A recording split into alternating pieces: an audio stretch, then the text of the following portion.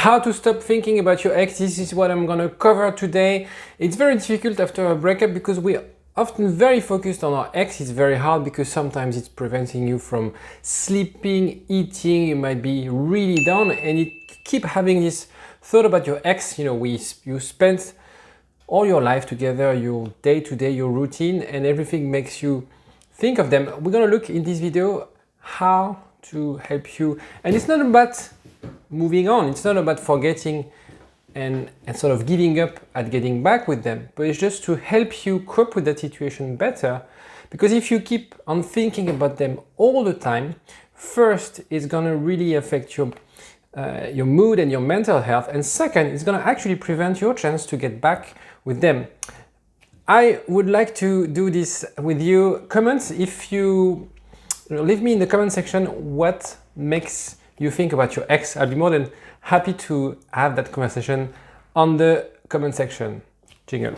IGetMyExBack.com. Everyone deserves a second chance. The first thing is it's easier to think about your ex than to move on. I'll explain you a little bit why. We do prefer familiar pain. We prefer what we know. And therefore, it's very easy for the brain to really shift its mode or the way it functions to something he knows, even if it's something painful. Madeleine de Proust, it's the concept of having this memory, this strong memory of the Madeleine, the cake that Proust had when he was a child.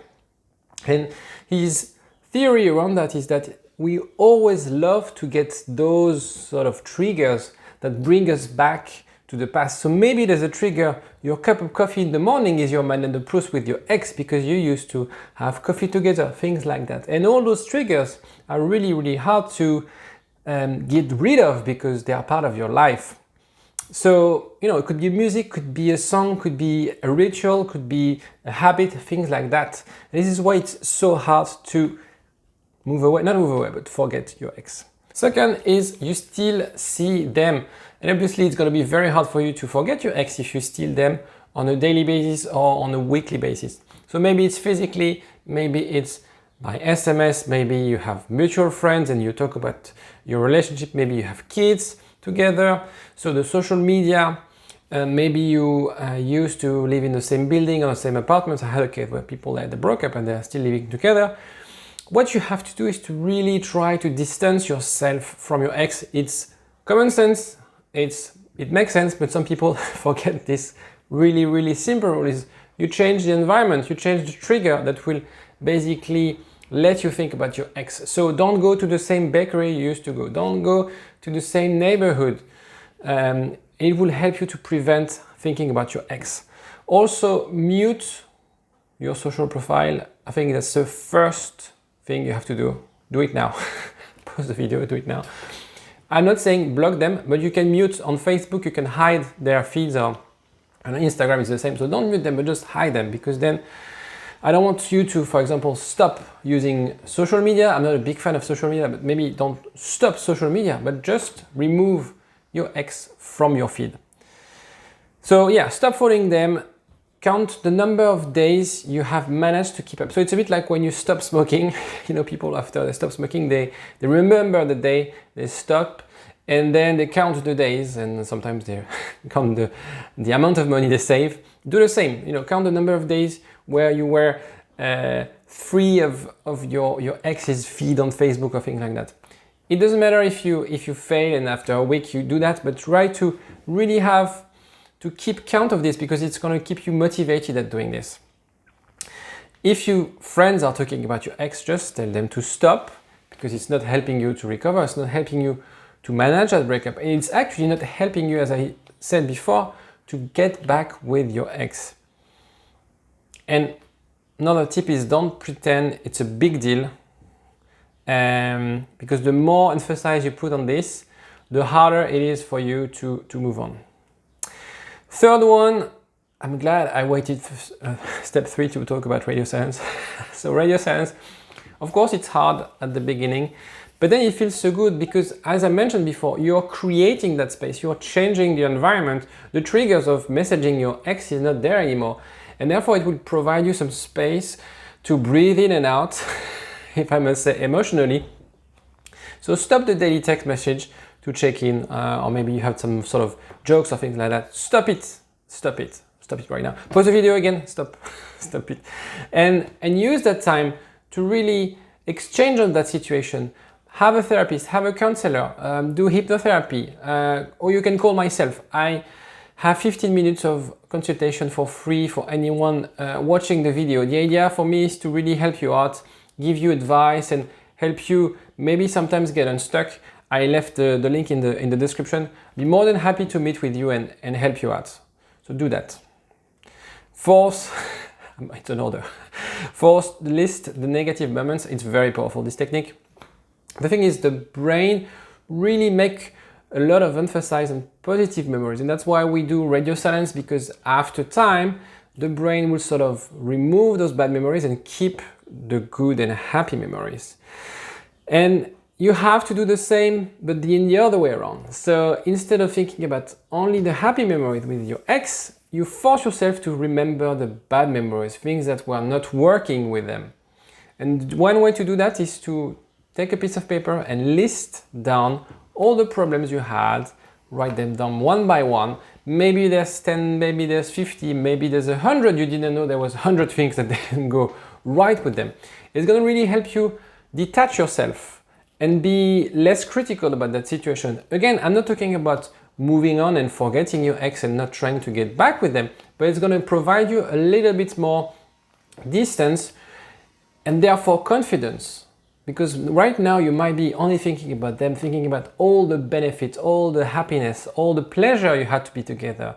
You remembering the holidays, the sex, the laugh, the friends, the happy times and things like that. But I'm pretty sure even though you're not the one making the decision to break up, I'm pretty sure there's some stuff that didn't work for you in that relationship. List them down and you'll see it's going to be extremely powerful. It's going to really help you take some distance and appreciate the here and now, especially if you're in radio silence, rather than focusing on all those happy memories. Make that list. You tell me in the comment section actually how you, what did you do with this tip. The fifth one is, this is your first relationship. Tell yourself that the next one will be better. It is always the case. So if it's the first relationship you had, the first serious relationship you had, and you're suffering because of this breakup, it's just, whenever we do something for the first time, it's often really bad. When the first, I don't know, when you do your first cake or when you first start driving, you're really bad at it. It's a little bit the same in relationship, and apologize for comparing that with driving a car, but it's a little bit the same. And so don't blame yourself. Don't think that because your first relationship was a failure, because your first relationship was not working, it means that all your future relationship will not work, right? So you're not responsible for the past. The past is in the past. You're only responsible for what's going on right now. You're only responsible and you're only the one making it better, improving. So therefore, to say, I don't fail, I only learn, it does really apply in that situation. Here, it didn't work out. It doesn't really matter. In the future, you grow, you understand what didn't work, you understand what made that relationship not working, and the next person you date, your next partner, will benefit from all those learnings, and you'll see that your relationship will be stronger, and you'll grow stronger and stronger. I'm not saying that you should date 100 people before getting married, but take it as an opportunity to learn. Another tip to really help you forget your ex is to calculate the occurrence, how many times a day you think about them. And the thing is, because sometimes we see ourselves stuck, we don't see ourselves evolving or growing. So how many times a day do you think about your ex? Is it every second, every minute, every hour, every month, every week? The idea of writing this down is you're going to see very often at the beginning of a breakup, we think about our ex almost every minute. But after a week or so, it's every hour or sometimes twice per day. And writing it down, reflecting on this really, really helps you because you see the progress you're making emotionally when it comes to thinking about your ex. So in conclusion, leave yourself time. Time is your best asset right now. Accept that your brain needs it. He needs it to really heal and to really get a bit of a distance on the situation, and do not hold back on your thoughts.